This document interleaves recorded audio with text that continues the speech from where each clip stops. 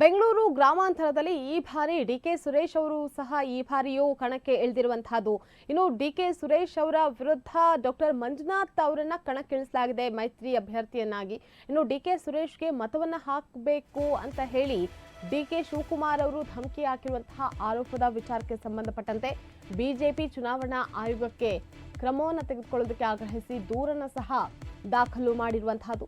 DK Shivakumar ಅವರ ವಿರುದ್ಧ ಕ್ರಮಕ್ಕೆ ಆಗ್ರಹಿಸಿ ಬಿಜೆಪಿ ದೂರನ್ನು ದಾಖಲು ಮಾಡಿದೆ. ಡಿಸಿಎಂ ಡಿಕೆ ಶಿವಕುಮಾರ್ ಅವರ ವಿರುದ್ಧ ಚುನಾವಣಾ ಆಯೋಗಕ್ಕೆ ಬಿಜೆಪಿ ದೂರನ್ನ ಸಲ್ಲಿಸಿರುವಂತಹದ್ದು. ಡಿಕೆಶಿ ಆಮಿಷವನ್ನ ನೀಡಿರೋದ್ರ ಬಗ್ಗೆ ದಾಖಲೆಯನ್ನು ಸಹ ಕೊಟ್ಟಿದ್ದೀವಿ ಅಂತ ಹೇಳಿ ಬಿಜೆಪಿಯ ಪಡೆ ಇದ್ರ ಬಗ್ಗೆ ತಿಳಿಸಿರುವಂತಹದ್ದು. ಅಶ್ವಥ್ ನಾರಾಯಣ ಅವರು ಸಹ ಇದ್ರ ಬಗ್ಗೆ ಮಾತನಾಡುವಂತಹ ಸಂದರ್ಭದಲ್ಲಿ ಹೇಳ್ತಾ ಇದ್ರು, ಬೆಂಗಳೂರು ಗ್ರಾಮಾಂತರದಲ್ಲಿ ಈಗ ಡಿಕೆ ಸುರೇಶ್ ಅವರನ್ನ ಗೆಲ್ಲಿಸ್ಕೊಂಡು ಬರೋದಕ್ಕೆ ಅಂತ ಹೇಳಿ ಇತ್ತ ಡಿಕೆ ಶಿವಕುಮಾರ್ ಅವರು ಧಮಕಿಯನ್ನ ಹಾಕ್ತಾ ಇದ್ದಾರೆ ಅನ್ನುವಂತಹ ಆರೋಪ ಒಂದಾದ್ರೆ, ಮತ್ತೊಂದೆಡೆ ಆಮಿಷವನ್ನ ಕೂಡ ಒಡ್ಡಲಾಗ್ತಾ ಇದೆ ಅಲ್ಲಿನ ಜನತೆಗೆ. ಡಿಕೆ ಶಿವಕುಮಾರ್ ಅವರು ಆಮಿಷವನ್ನ ಒಡ್ಡುತ್ತಾ ಇದ್ದಾರೆ. ಜೊತೆಗೆ ಅದರ ದಾಖಲೆ ಏನಿದೆ ಅದರ ಸಂಪೂರ್ಣ ದಾಖಲೆಯನ್ನ ಕೂಡ ದೂರನ್ನ ಕೊಟ್ಟಂತಹ ಸಂದರ್ಭದಲ್ಲಿ ಚುನಾವಣಾ ಆಯೋಗಕ್ಕೆ ನೀಡಿದ್ದೀವಿ ಅಂತ ಅಶ್ವಥ್ ನಾರಾಯಣ ಗೌಡ ಹೇಳಿಕೆಯನ್ನ ಕೊಟ್ಟಿದ್ದಾರೆ.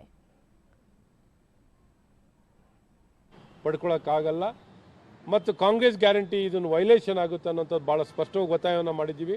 ಅದ್ರ ಬಗ್ಗೆನೂ ಭಾಳ ಸ್ಪಷ್ಟವಾಗಿ ಎಂಡೋರ್ಸ್ಮೆಂಟ್ ಕೊಡ್ತೀನಿ ಅಂತ ಹೇಳಿದ್ದಾರೆ.